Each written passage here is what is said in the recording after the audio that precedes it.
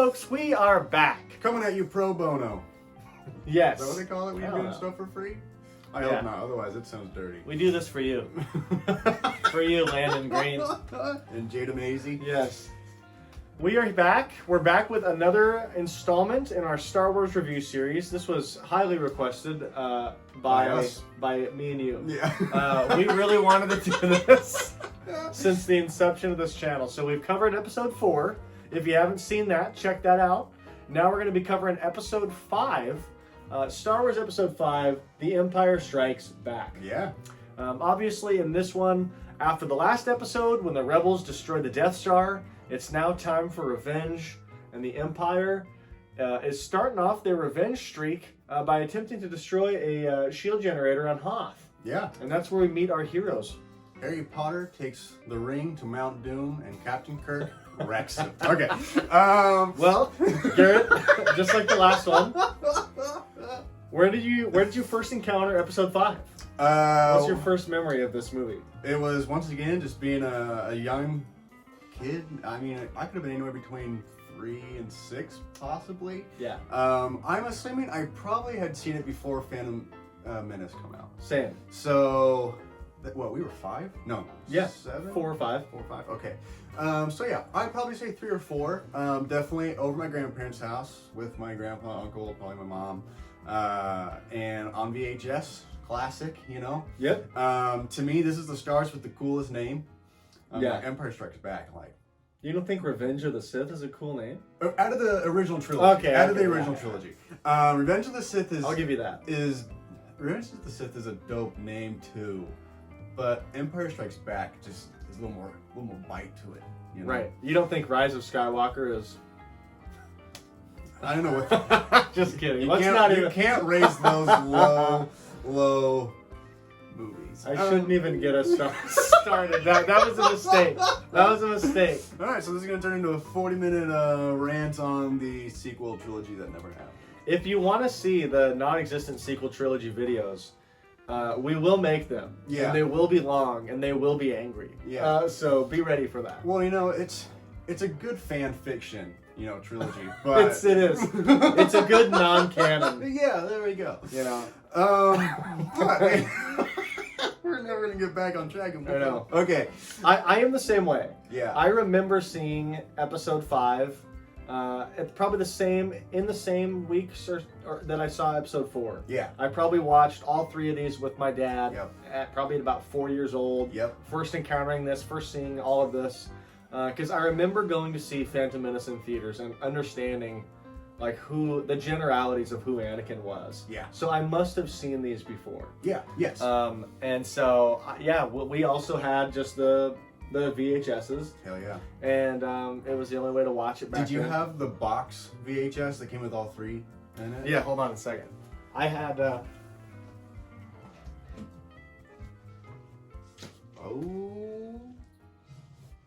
I had these ones. Dude, what? Those are filthy. And by I had, I mean like my dad had.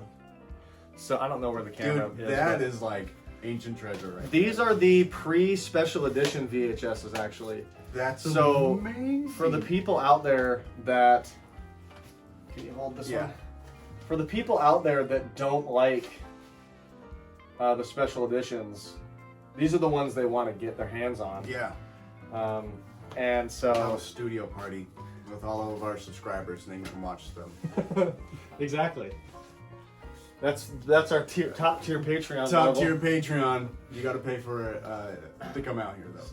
So. Yeah. So you know what's funny is I actually didn't see the special editions until probably 2004, 2005, going over to a friend's house and seeing that their version had a couple things that mine didn't, and being like, yeah. What? Well, it's funny, when we were getting ready to watch when we were getting ready to do 4, I watched kind of like differences between the new editions and the old edition, and there's a lot. There's a lot, like just random spaceships flying, like scenes are completely redone. And I remember being older too, when I first watched it, they do a really good job of not changing a whole lot. The only thing that visibly stands out to me, better Jabba the Hutt. Oh, and the ghosts, the Force ghosts. Yeah, Those are 6. really the only thing that I could ever sit there and think, this is new. 6 added that entire song in Jabba's palace at the beginning of 6. Oh, did they? Is not in the original cut of the movie. See, I would have no idea. There's this whole like CG alien. I used to know her name. I'm surprised that I can't think of it on top of my head right here, but she has this whole like song that they do. Yes. Oh, and that's not in the VHS. not in the original. No. What? That's added for the special edition. No. Yeah. A lot of the special edition changes were the stuff done to Tatooine in 4. Dude, little ships going by, little other aliens in CG. They filled the space. I thought that was in the original one.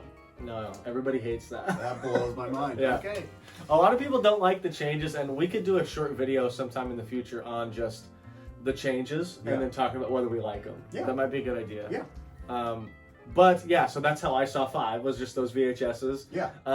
And so, you know, I can't remember the whole, you know, the "No, I am your father" scene. I remember seeing that. I can't really quite remember my reaction because I was a kid. Well, you know, to me, I was thinking about it. It's hard for me because when my mom and dad talk about it, they saw it in theaters when no one knew that was his father. Right. I saw it after hearing my cousins, my uncles, aunts, my dad, my mom, everyone say, that's his father. And so it's a little unfortunate, maybe, that I never got to experience that initial shock that original fans might have had. Because to me, it's never been a, oh shit moment. You know, it's still really cool, and the climax of the movie, I mean, the entire thing builds up to that point, and it's still a really awesome scene. But when I hear older generations talk about it, seeing it for the first time, their emotions or their viewing of it is different from mine knowing about it. Right. I agree. I think that, you know, honestly, our generation of people, with the prequels coming out, everybody knows that Anakin is Luke's father anyway. Spoilers if you're watching this and you had never seen Star Wars. Yeah. But I think that really it was tough. Our generation on, it's tough to not know that because it's so in the pop culture of the world to know that that was a big moment in cinema history. Yeah.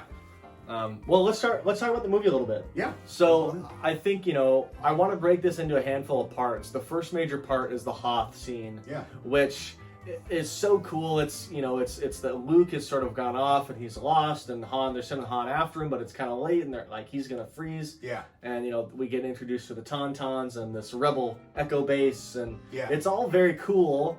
And we get this, you know, we meet the Wampa, the kind of swamp yeti, or the snow yeti, you know, creature.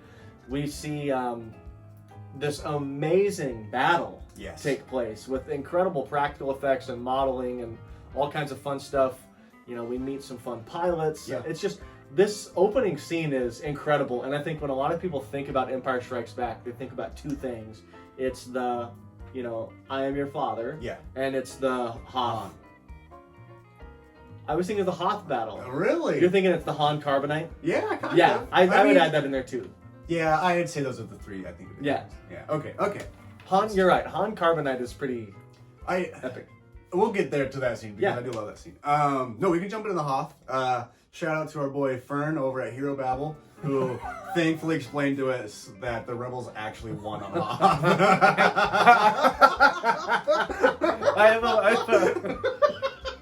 I have a really good buddy, and we do a show together called Hero Babble, so check that out. We'll have him on, and we'll do our actual pitch. But he, for years, knows that, you know, a lot of guys in his friend group are huge Star Wars fans. Yeah. And so he has had this running gag that the Rebels actually won Hoth in the true edition of Star Wars, and that they've edited it since then, and he, like, believes that. Yeah. And that's his go-to joke. If we talk Star Wars, he'll be like, well, yeah, you know, it's great that, like, you know, Padme exists, but, like, if the Rebels didn't win Hoth, none of this would have happened, you know. He'll tie it in somehow, and it's so stupid, but it's so funny. It's so funny. But to jump into that, it's an awesome way to start off the movie. Once again, you're jumping straight into action. You're jumping onto a whole new planet.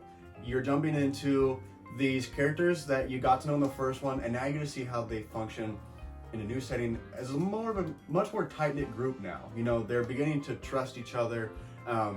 They still have their moments where they're gonna bicker and stuff back and forth, which you gotta love Han and Leia's. Han and Leia in this movie really grow as characters together. Yes, and so you gotta love that. And I remember being little, and when Han shoves Luke in the tauntaun, just thinking that's gotta be so gross because they show some of the guts come out, and they never show any of that in Star Wars, never. Right. So there's no blood. Yeah, it's literally just like a white balloon comes out of the tauntaun. You're like, I was like, that is disgusting. He just shoved me in there. I'm like, dude, just leave me out to die. I don't want to be stuffed inside of a dead llama smell. I know. And they talk about how bad it smells. Yeah. Yes, yeah. But skipping forward to the battle, well, actually, I do want to talk about the Beast because it is really cool that they have that, because it doesn't have to do with any of it, really. It doesn't have to be in there. Right. And so that's a really cool little tidbit of just showing you the world a little bit more in still a fun way that didn't seem pointless. Yeah. Even though I don't think in the grand scheme of things it was. Well, it was just a fun way to start the movie. Yes. That our hero is lost. Yeah. And we're sending one of our other, heroes to go find him. Yeah. And honestly, there were high stakes because, the time crunch was there. It's getting darker. It's getting colder. Yeah. You're like, shoot, our two main characters are immediately in danger here. Yeah. And, it shows you a couple things. Luke being able to get his lightsaber, it shows that he's kind of grown in the Force a little bit. Yeah. It also shows, I think that, there was some sort of issue, and this might be just hearsay, but there was some sort of issue with Luke, with Mark Hamill getting into like a motorcycle accident or a vehicle accident. I can't remember exactly. And he had some scarring on his face, and so they kind of threw that scene in to make it that way. As he heals through the movie in like real life, it makes sense that because he started out the movie being attacked by this wampa. That makes sense. I don't know if that's true, but a lot of people say that, and that's why he moved to doing cartoon voices. Yeah. A face made for animation. Face made for Joker animation. But yeah, I love the design of everything on Hoth. Echo Base is so cool. And I believe that it all works because it's not like it's super high tech. It's like they're roughing it. Yeah. And the new snow speeders that they have. Snow speeders. Really cool looking. Because at that time, we'd really only seen the X-Wings in 4. So those are cool. The AT-ATs are menacing and badass to see as a kid. So one, to jump back into the planet, because you said it was just a cool setting. It is cool because when you look at other movies that take place on a snowy tundra desert, it's just white. It's just like a snowy desert, basically, as far as I can see, just this ocean of snow. And they really give it a lot of an atmosphere. They really bring it to life and actually make what is done so mundanely in other movies, they make it really fun in this one. Yeah. And then when they're sitting there and they see the AT-ATs coming at them from the distance, and then you see the rebels just run out in their tiny little trench thing, and you're just like, that's menacing, right? I know. And you're scared for him. Yeah, exactly. You're like, you're gonna get wrecked. Those things are huge. And that's such a cool scene. And like you said, we get a whole new speeder, and it's not just a battle of we have to shoot the shit out of these giant machines. It's we can't take them down. We need to be clever, and what are we going to do? Right. So that was also really cool to see them have to come up with a solution that doesn't involve just blasting the shit out of something. Yeah, it's cool because they set up this amazing ground war. Yeah. But then the war that we see is the war in the air. Yeah. Of us trying to take down the AT-ATs. Yeah. Or not us, but the rebels. We did it too. We did it. We were there. Did it. We were at Hoth. We were there. When the rebels won. Our Hoth won. So, I love it. It's so cool. Star Wars does such a good job with, Episode 4, we've got this desert planet. And then Episode 5, it's like we've got the snow and the swamp. And then, 6, we've got the forest. So they just did such a good job of getting us a little bit of everything. Yeah. In all 3 movies. And the snow planet is so cool. I love the snow troopers. Yes. Outfits. The they snow look so troopers scary. helmets to me are my favorite helmets of all the clone troopers and stormtroopers. They're scary. Yeah, I love them. That just shield looking, just flat face piece right here. I'm like, That's filthy. Yeah. That's terrifying. So yeah, our heroes, they go and they wrap their cord around the old AT-AT's feet, and he falls down and blows up immediately. Heck yeah. And that's how the rebels won Hoth. That's how old people break hips. So they eventually get to the shield generators. The Empire does. Vader starts searching for everybody. Yeah. And our heroes barely escape. Yeah. And what I want to talk about now is this changing. There's this transition scene where Luke sees kind of old Ben. Yeah. Right? And he's as a Force ghost now. Yeah. And it kind of first alludes that, through the Force, the Jedi can live on. Yeah. Right? And that's kind of the first time that we see that. Yeah. And he tells Luke to go to Dagobah. Yeah. And so Luke does. Yeah.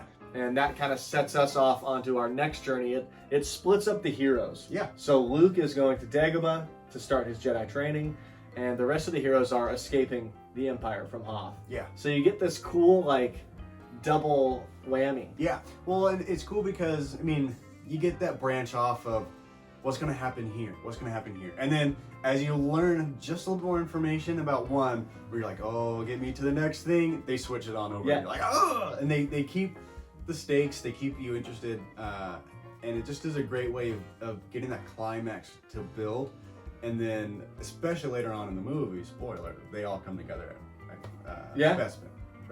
Yeah. Yeah, okay. I was like, Best Buy. Best Buy. Yeah. What do you think of Luke's training on Dagobah? We first meet Old Master Yoda.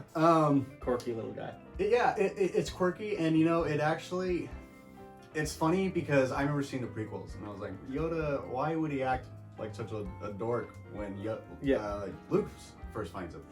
Well, then you get into the sequel trilogy, which never happened, and Yoda still acts like a goofball then, and with Luke in that one. And so I kind of actually really like that a lot. That you kind of get to see Yoda he's exiled, but he's humored about it. He's very humble about it. He's not sitting there like, he reminds me of like Uncle Iroh from Aang the Last Avatar. You know, just like, I'm gonna help and have a good time kind of guy. Yeah. And so, but then it's funny because then he's just grueling on Luke, and then at that point when you're a kid first watching it, you haven't seen Yoda fight in the Clone Wars or Revenge of the Sith, so you don't know what he can do. And all of a sudden, when Luke fails to bring his X-wing out of the swamp, and Yoda just does it, and you're like, this guy is a badass. Yeah, you first get that scope for his actual power, because the movie,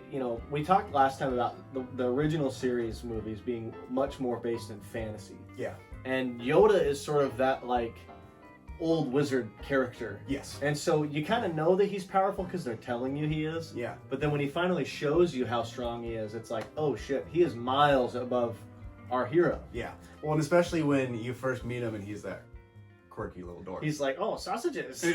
He's like trying to take his food. Him and R2 are battling. Yes, it's so funny. He invites Luke in for some porridge, and it's dumping ass rain and Dagobah. It's just, there's something so charming about the scenes with Luke and Yoda on Dagobah. Yeah. It's just like his heartwarming. His hut feels safe and warm. It does. Dagobah feels swampy and shitty. Well, it's funny because Luke can't even stand in the hut, and yet I still feel like if I walked in there, I'd still feel so cozy because of Yoda's phenomenal interior design skills. It is a cozy little hut. There's just a little fire, a little hearth, just warming up the place. He's got his little blanket that he sleeps in, and he's got a little bit of food, and he's happy. He's one happy little Yoda. Yeah, and there's some cool stuff there where they have old Ben Force Ghost kind of visit. There's a lot of fun stuff on Dagobah.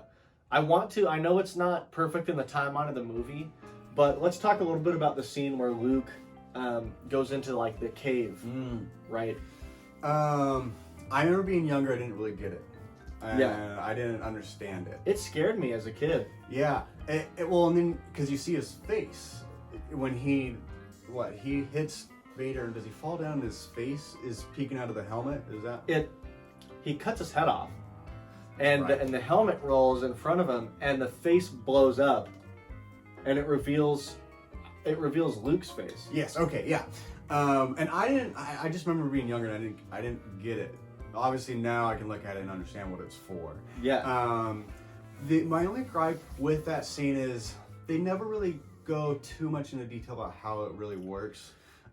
They don't in this movie. Yeah. They did in like the book. Yeah. Essentially, like Dagobah is sort of this planet that's very imbued with the Force on both sides. Yeah. And so, you know, one of the reasons that Yoda's there is because it allows him to sort of, that planet is sort of hidden. Shields him. Yeah, the Force is sort of hidden that planet, and it allows him to be there and really like think and come to grips with everything happening in the Force and like rebuild. Yeah. And while the planet has a lot of stuff on sort of the light side, it also has areas of the dark side that show you kind of your true fears. Yes. And essentially I think what he's doing there is he's having Luke experience what he, you know, fears the most. Yeah. And, you know. Yeah. And so it's a safe way for him to kind of build, you know, and Yoda kind of like sends him down there. He's like, yeah, you know, like you probably shouldn't go down there. Yeah. You know, because like you probably can't handle it. Yeah. And Luke's like, oh, well, you'll see. And then he comes back like a bitch. Yeah. I'm a farmer training to be a pilot. I can go down in a cave. Yeah, exactly. Okay, so yeah, I love the training montage for Luke. It's fun to see Yoda on his back. Yeah, I was about to say that. Frog wizard on his back. Like, come on. Yeah. That flip was ass, you know? And the progression is incredible for Luke, how quickly he grows. Yeah. But I respect that they at least showed us that he is training. Yes. That's one thing that we really didn't get with, like, Rey. Yeah. Is she just all of a sudden from one move to the next is great, and we never saw the training. Yeah. And so, you know, I respect that they at least gave us a little bit of a montage. Yeah. And then, you know, they're able to get the X-Wing out, and Luke's able to find his calling to go meet up with his buddies. Yeah. So what do you think of the space plot that's going on with this? Is this scene with Han and Leia, and, you know, that's like the R2-D2 and Chewie, and they're kind of involved in this space plot, running from the Empire, and they hide in what they think is a cave, and it ends up being this, you know, space worm.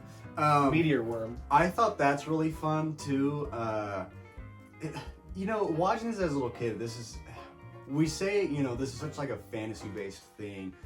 It's also such an adventure. Yeah. And every scene, every planet that you're on in Star Wars, there's something adventurous about this. Yeah. And so, you know, as a kid, you know, I was a kid who, when I had like a box, I was like a cat. I'd jump inside the box and draw like, it was like a spaceship, and this was my spaceship. Yeah. And so, you know, you're like flying through asteroids and you're dodging them. To take that one step further and say, well, what if you just had this giant monster live on these asteroids? That's like a whole nother adventure of, you know, it's always been a question too of when you're thinking about light speed, you know, what happens if they hit something? What happens, you know, there's got to be something in space. And you do find stuff later on in Star Wars. The non-canon. Yeah, the non-canon of stuff out there. And so it is really cool to see that. And just to never let you get a rest on the adventure. It's always just straight, let's go, let's keep this fun going. Yeah. It's Indiana Jones of, you know, you went into the temple, which was already really hard to do and had to go through this adventure. Yes. Now they've gone inside this cave, they think they're safe. This is Indy picking up the golden idol and putting the sandbag. He thinks he's safe. And then all of a sudden something happens, and that moment of relief where you finally relax your tension is the ball starts to roll. Or in this case, they find out that they're in this monster because they're shooting space bats that live in its mouth, and it gets pissed. And so of it is just really fun. I really liked it. Dude, I really like it too. It's fun. It's like you said, it's that adventure.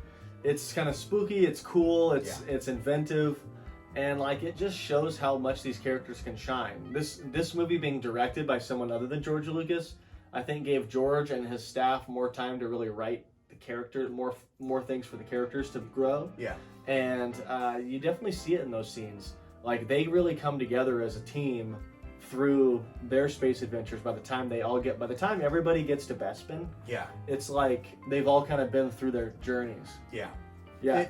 It's almost the opposite of Lord of the Rings, where the Fellowship gets really close down in Moria and then breaks up. And they never get back together until the end of 3. Right. And this one, you have the opposite. They kind of branch out, and through that, they get really close, and then keep having their adventures. And so it is really cool to see that, and it's a great way for, especially when you split them up, to really be able to see them on a little more micro scale, interacting their characters. Yes. And that's huge. I think that's really important, especially after seeing them run from the Imperials, and you're like, this is just good guys versus bad guys. It doesn't give you a whole lot of their character, because you know they're good, you know these guys are bad. Right. But when they encounter something that's just chaotic neutral, really, it's just a wild animal.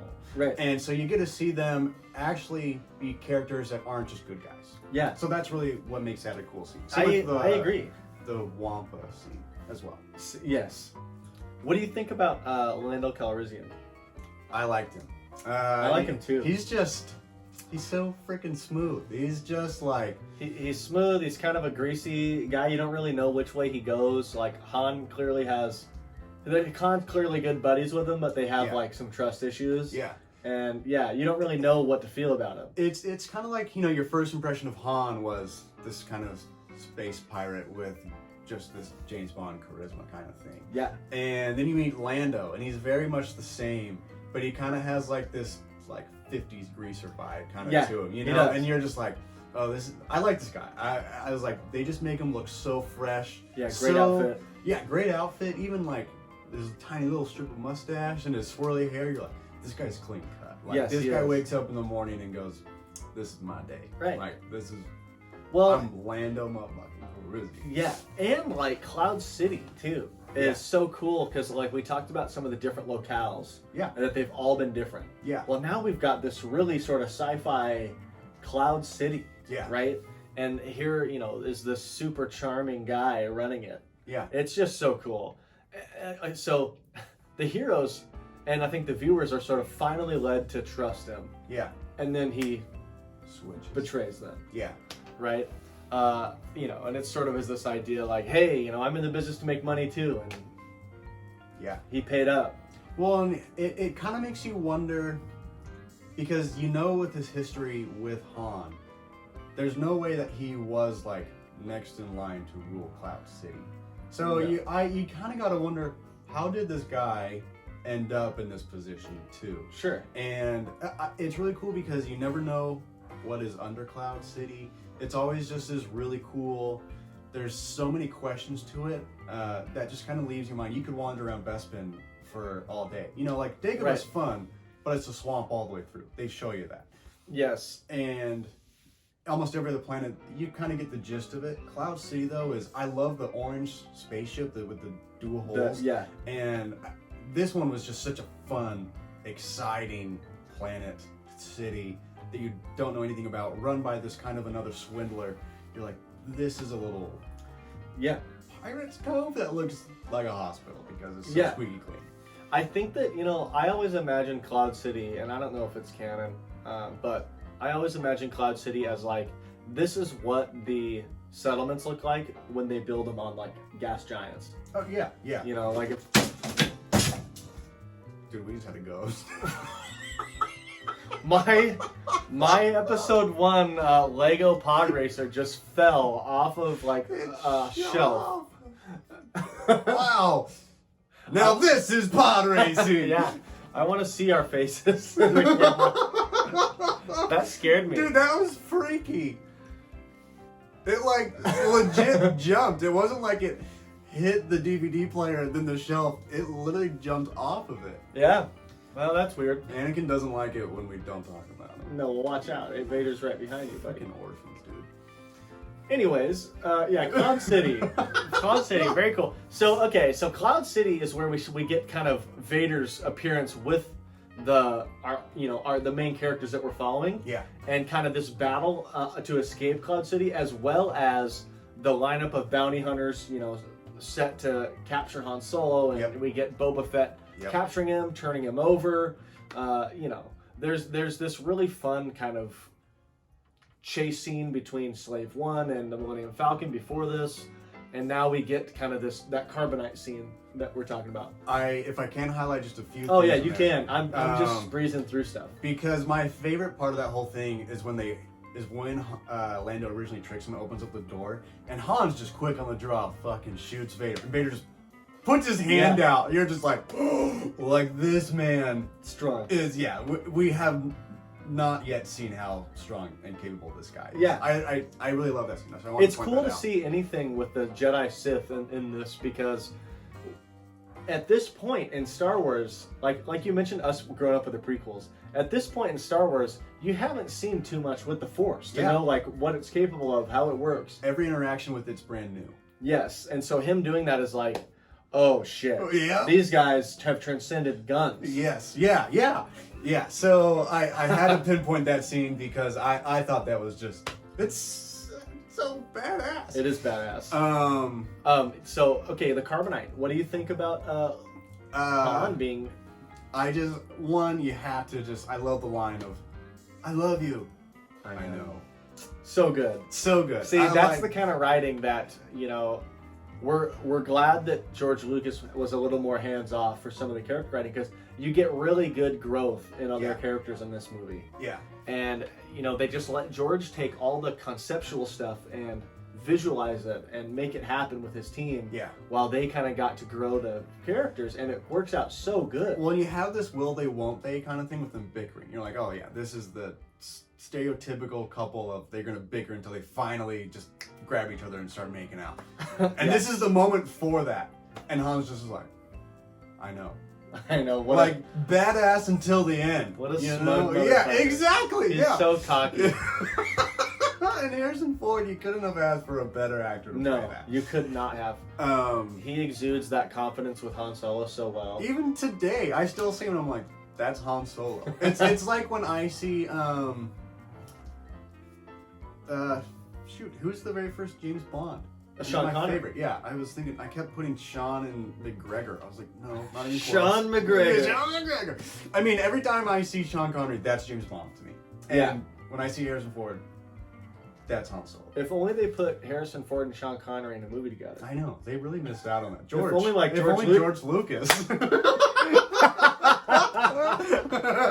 That's amazing. That's funny.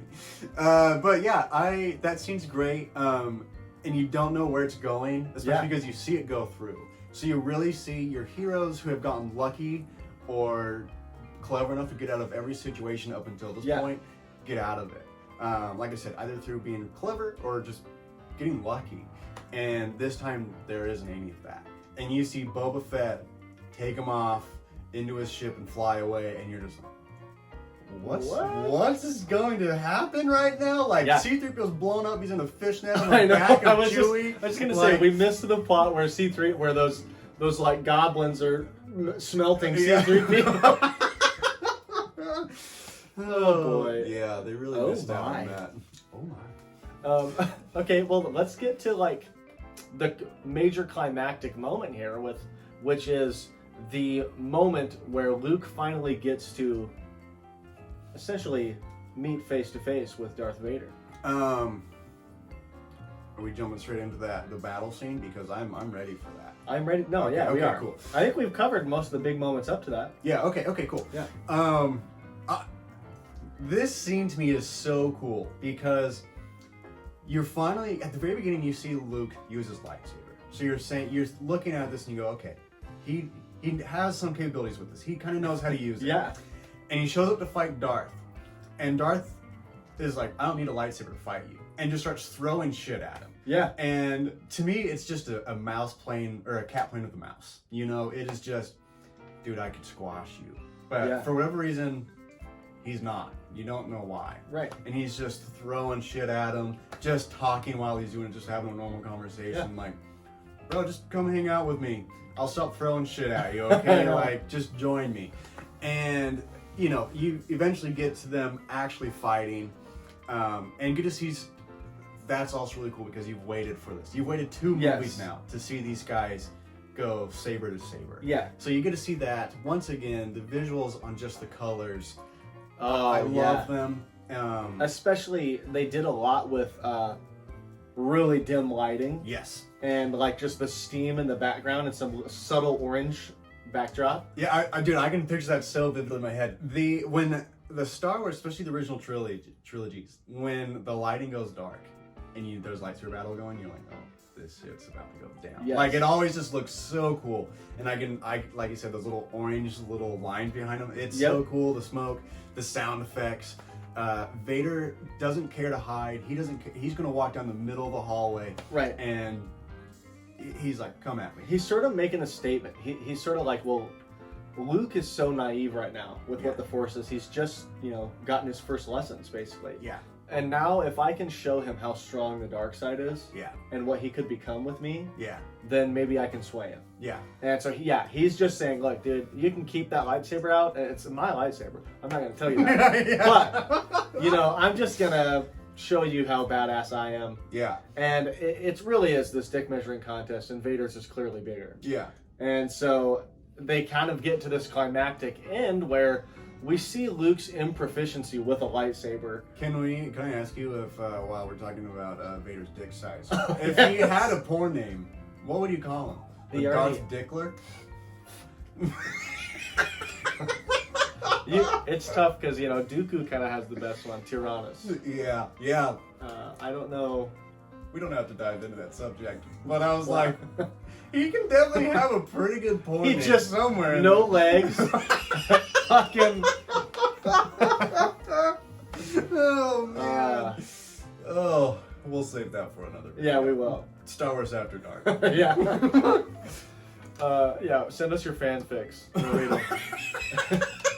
We're gonna review Star Wars after this.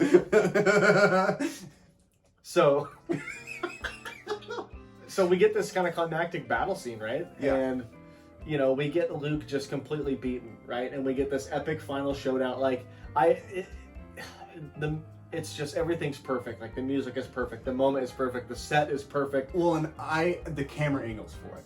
That to me are some of the most important parts of those scenes, because when you see Vader, you're looking up. The camera angle is up at him, so he's looking down at you. Yeah. When you see Luke, it's never up at him. It's either straight on or like you're looking down at him. Yeah. And so you as the viewer are also seeing Vader look down on you. Yeah. And then you're seeing yourself look down on Luke.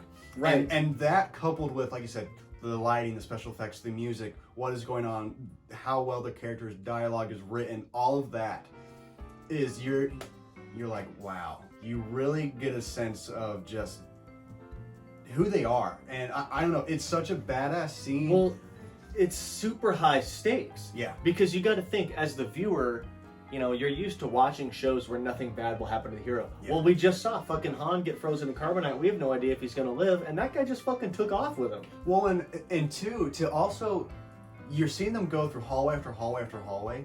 You're like, okay, when is this going to end? They can just keep going down hallways. You see it now, the setting is... Yes, this trash chute. Yeah, and that's it. You're like, it has to stop. It has to come to this moment of they actually have to address one another. Right. In this, instead of running through a hallway. Otherwise, Luke's option is to either try to get through Darth Vader with no weapon. Yeah.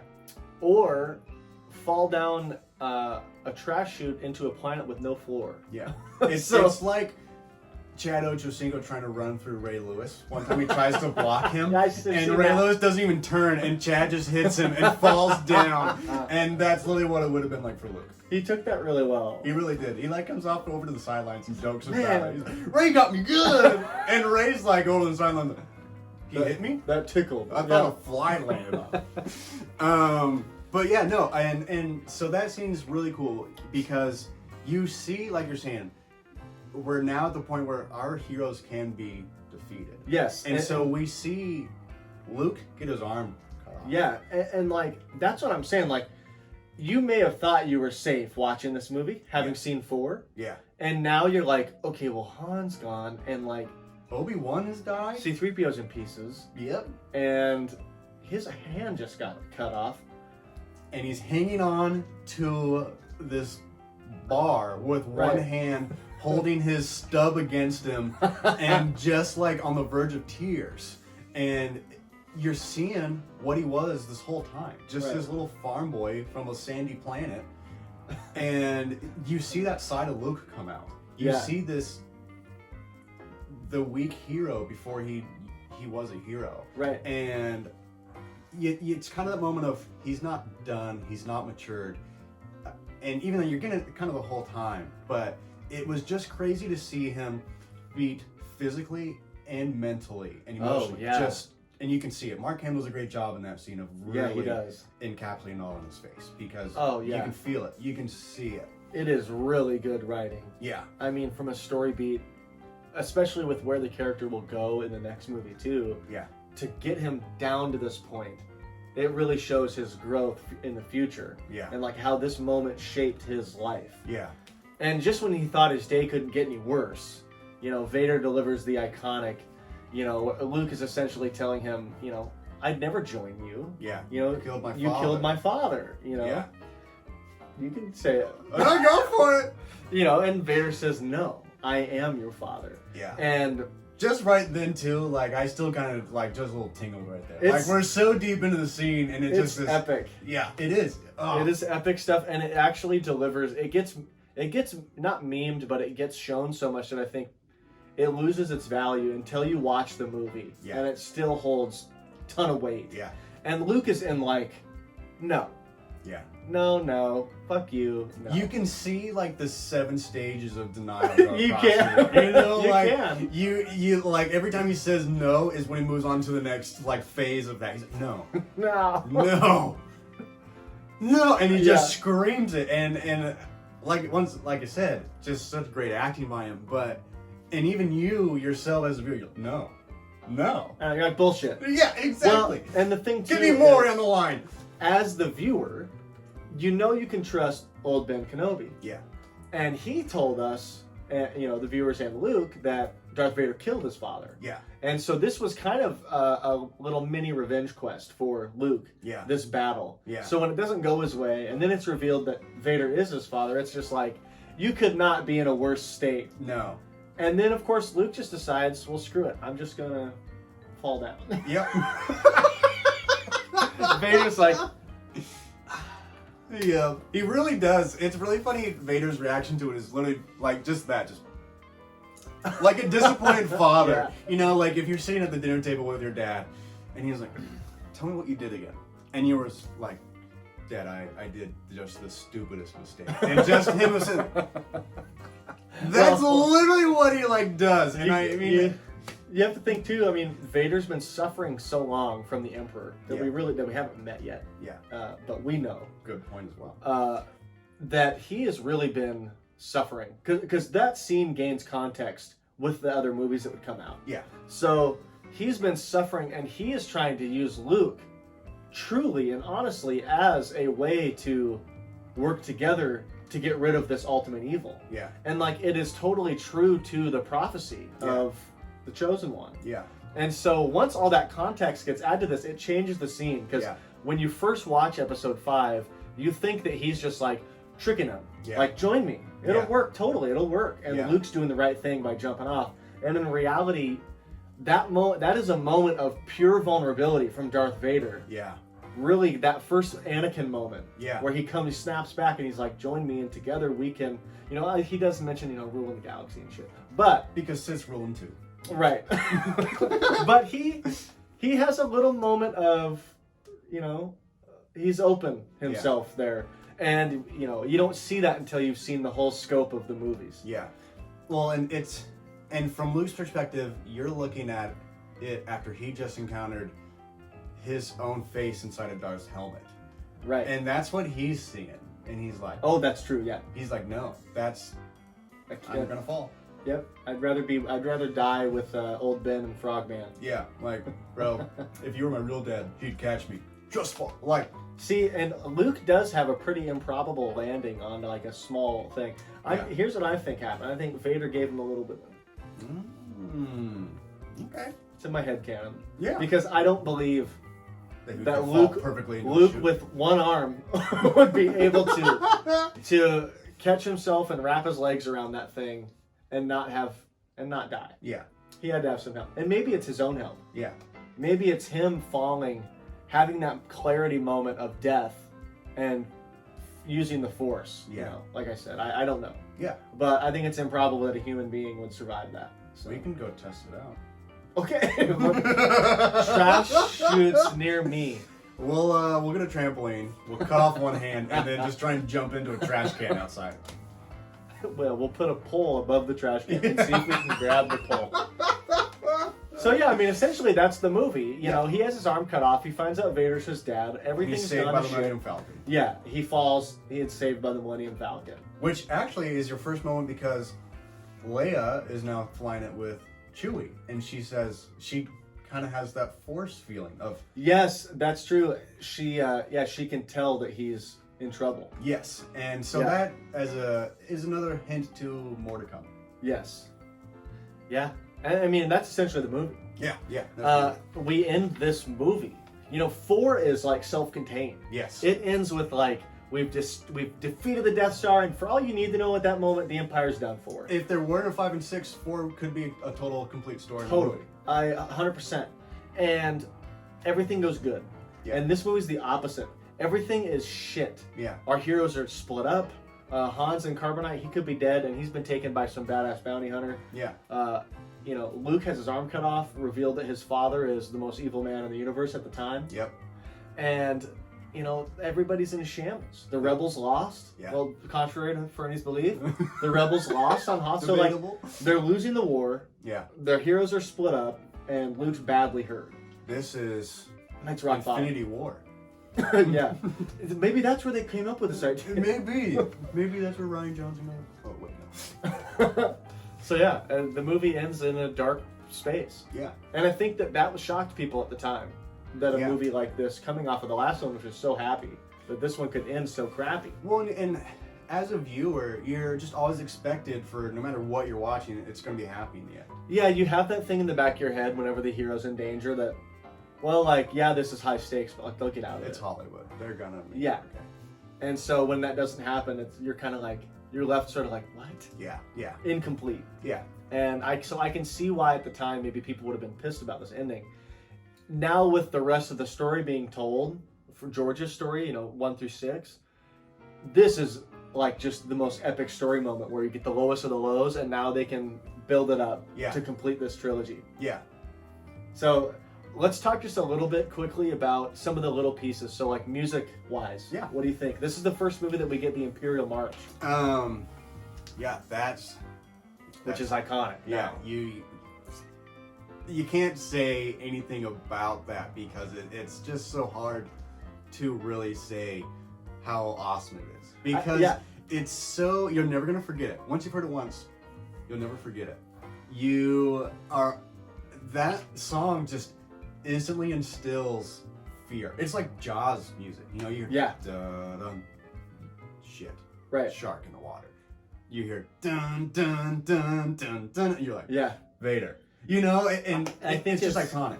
It's iconic. I think it is as popular as the Star Wars theme. Yes. I think people can hear that and know Star Wars just as well as they would the theme. Absolutely. So the music in this it's John Williams. It's 10 out of 10 every movie he did for a long time, before this and after. Yeah. And I think the music's perfect.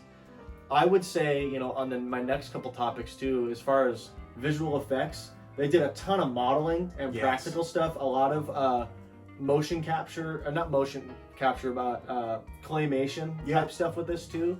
And oh my god, everything works really well in this. It's funny because the only time that I remember sitting there watching this and thinking, oh wow, this movie was made in the 80s, or 70s, 80s, right? This came out 80s. Oh yeah. Is when one of the AT-AT falls down.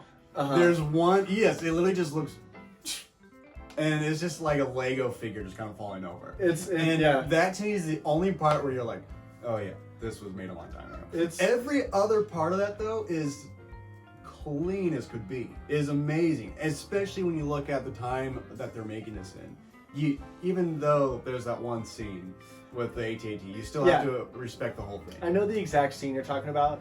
The crazy thing is, you think about how they do that, and it's not like they used CGI and it was bad. Yeah. They actually took a model on a miniature and dropped it and blew it up. Yeah. So like, you couldn't have done it better. But I know what you're talking about because it's clearly like it is cut out and is falling and yeah. I know it's a little slow. It's like choppy slow. Yes. But you think about for the time, they could not have made that more real. No. Well, and I don't know. Maybe the time, because for us, we've had amazing CGI. Yeah. And I mean, we can see the clone troopers when they land and attack the clones, and just how well and organic those things move. And so we see this, and we just see it kind of robotically fall down. But back in the day, you probably were like, whoa! Yeah, of course. So Yeah, I really can't gripe about it. It's one of those things that kind of makes you chuckle. Oh yeah, it does now. I mean, generally, kudos to everybody that worked on it. Like, all these movies are masterpieces when it comes to practical effects. Yes.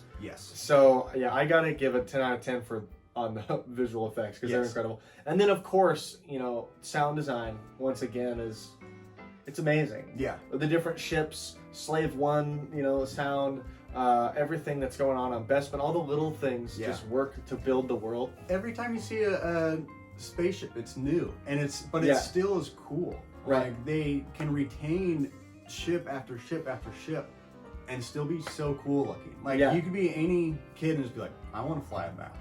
There's no ship that you look at that you're gonna say, I'd never fly that if I was in Star Wars. Yeah. Like, they're all so cool, except for maybe some of the rebel frigates. I think some of them are ugly. Oh, some of those the the ones that the hospital ship that hangs down. Corellian Corvettes. Yeah, I'm like, those things don't make any sense. But yeah, they're too narrow in spots is why. They look too brittle. well, I hated how some of them hang down and have I know what you're those talking things. about. Those suck. That seems impractical. The Y-wings are cool. The Y-wings are cool. And the A-wings are cool. Yep. And the little snow speeders are cool. Yeah.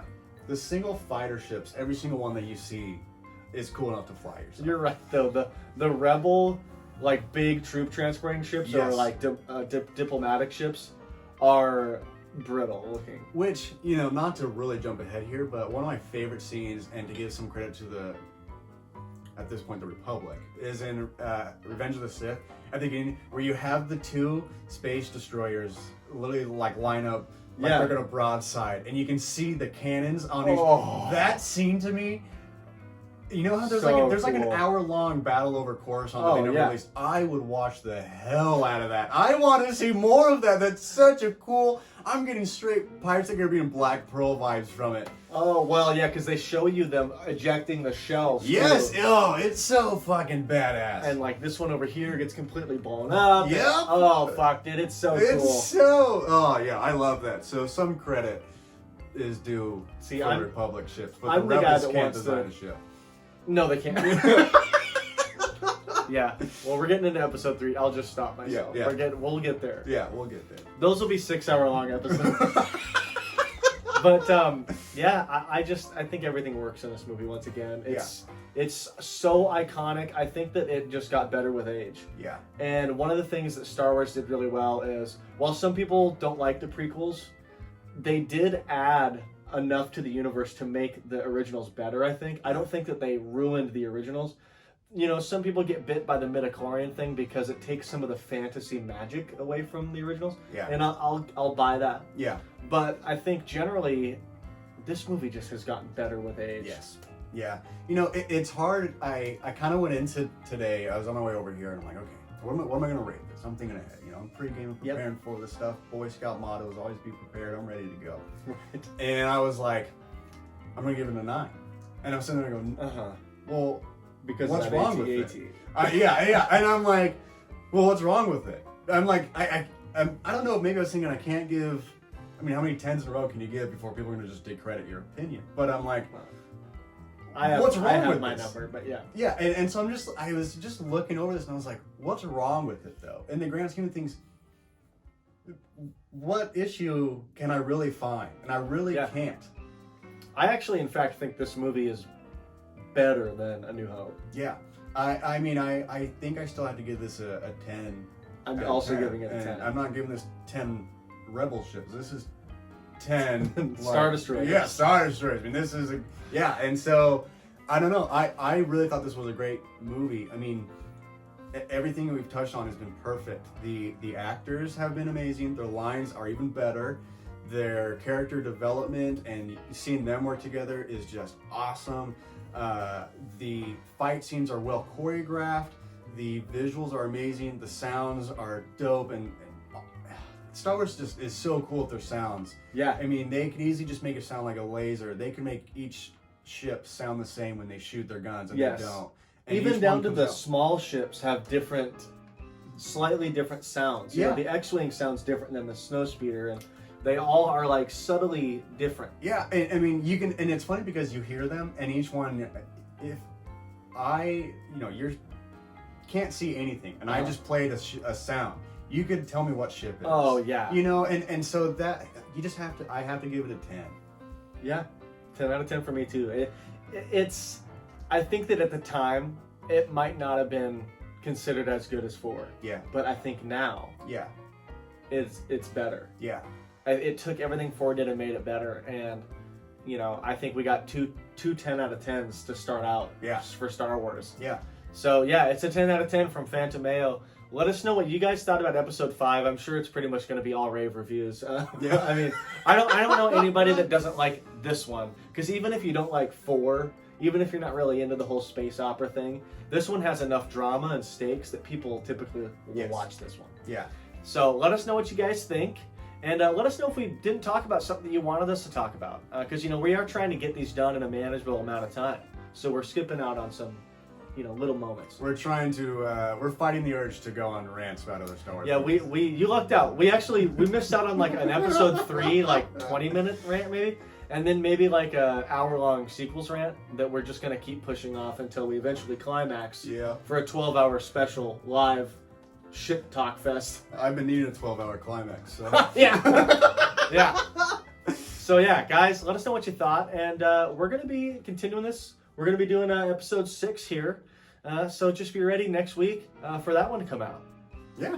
Everybody, may the Force be with you, and have a great Mayo day. Yeah. Say bye, Yoda. Yeah.